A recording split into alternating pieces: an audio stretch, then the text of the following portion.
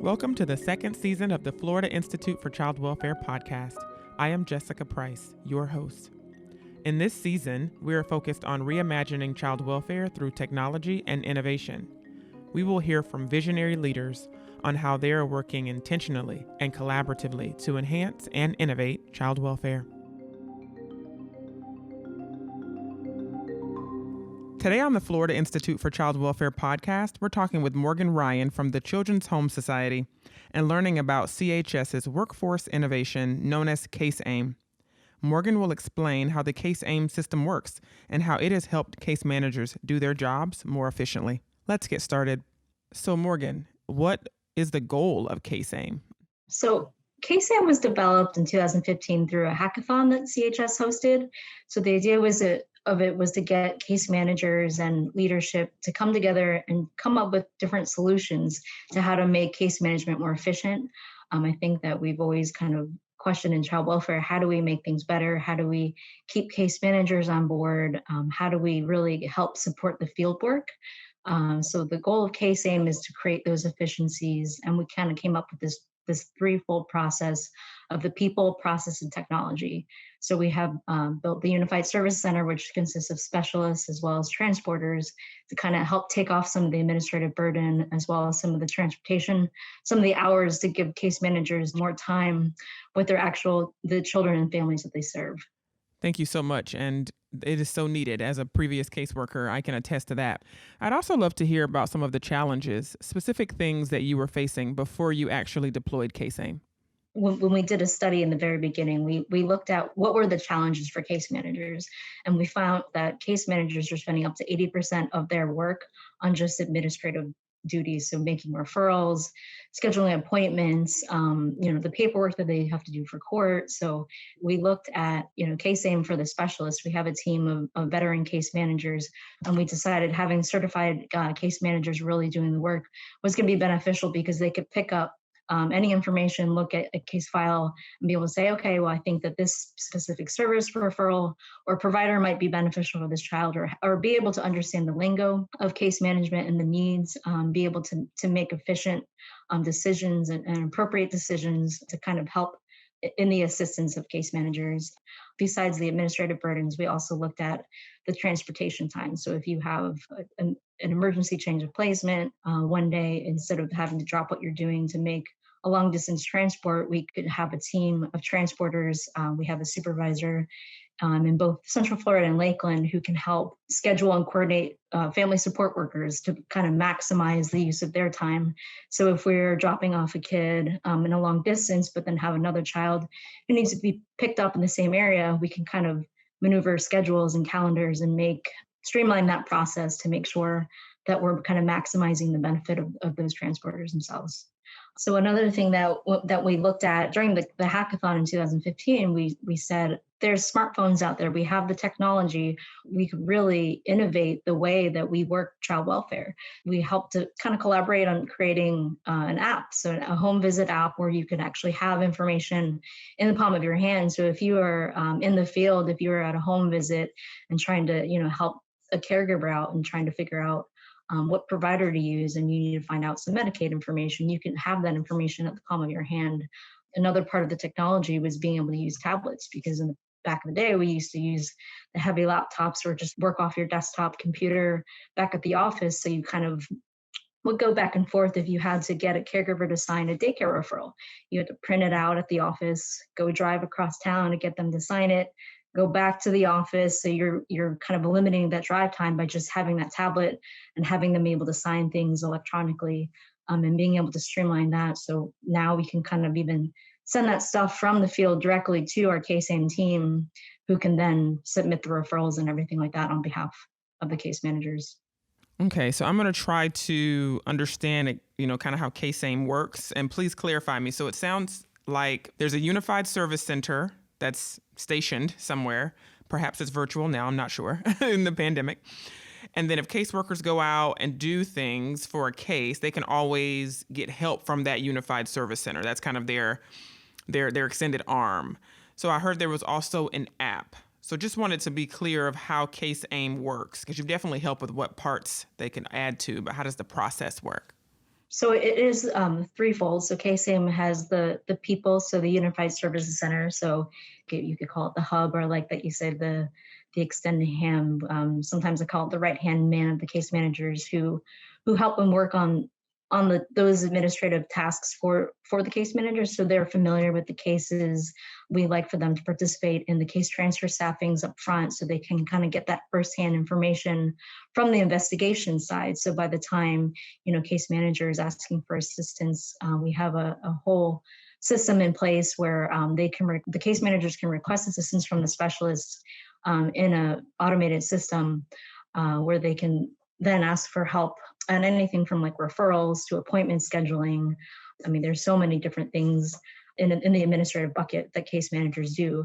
So we have that piece of it, but then we also have in the technology piece of it, we have the app. So we are now working off what we call the caseworker hub, where we have the ability to pull information from FISFIN, which is the database, as well as input home visits straight from the field.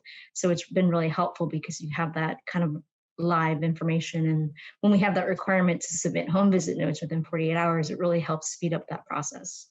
And then in general, we just have some process changes. So we're trying to make things more uniform across the board.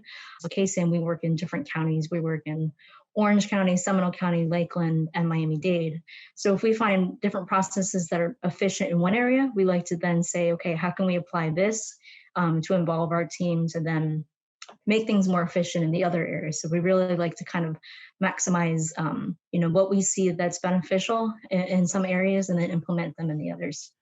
So I'm also curious about the effectiveness of CaseAIM. I know that the Institute, had the great opportunity of evaluating this program a couple of years ago, and I'm not sure if you've been kind of tracking data, but can you speak to the effectiveness of CaseAIM?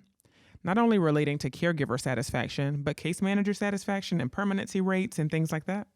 The information from the FSU study that was done, I know, and this was based off of mainly the pilot units that started CaseAIM, but they found that children experience fewer placement moves.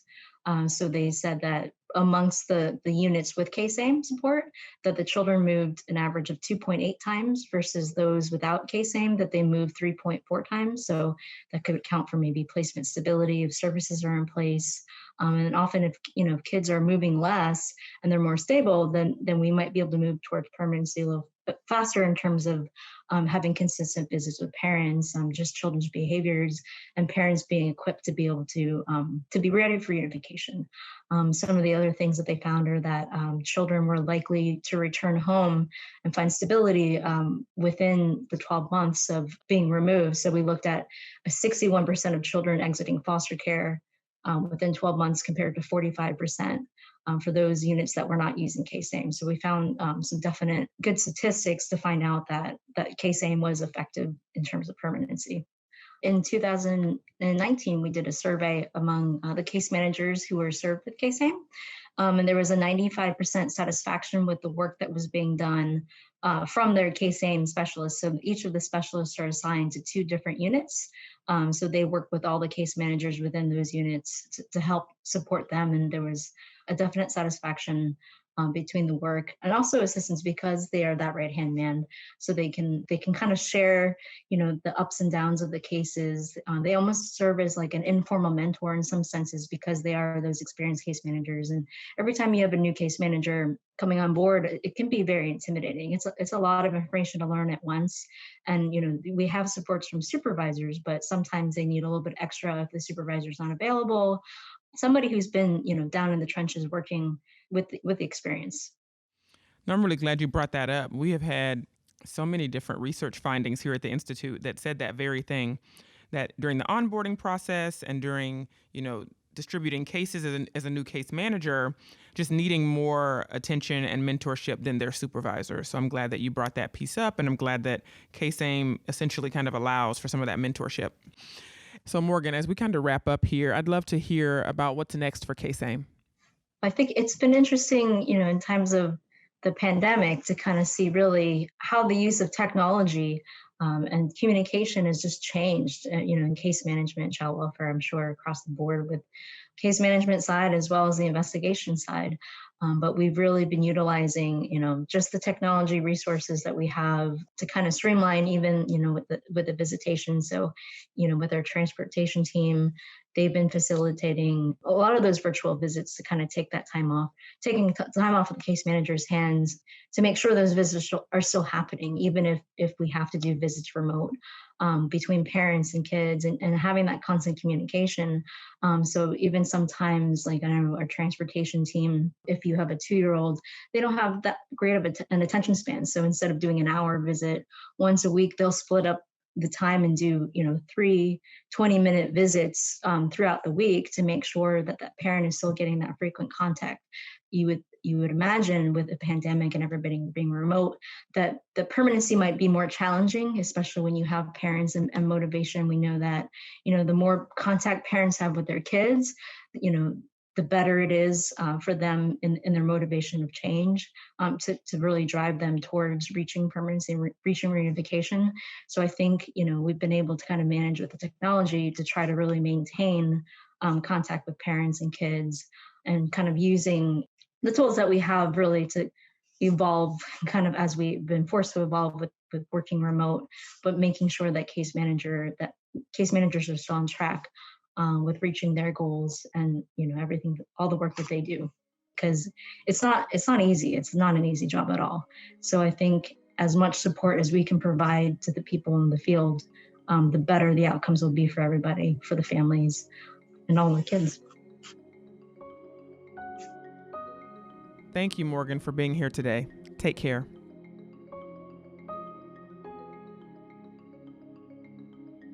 I want to give a huge thanks to our guests, and we are so appreciative of their commitment to improving our child welfare system. If you want to learn more about this topic or contact these speakers, please visit www.ficw.fsu.edu. Stay safe and well.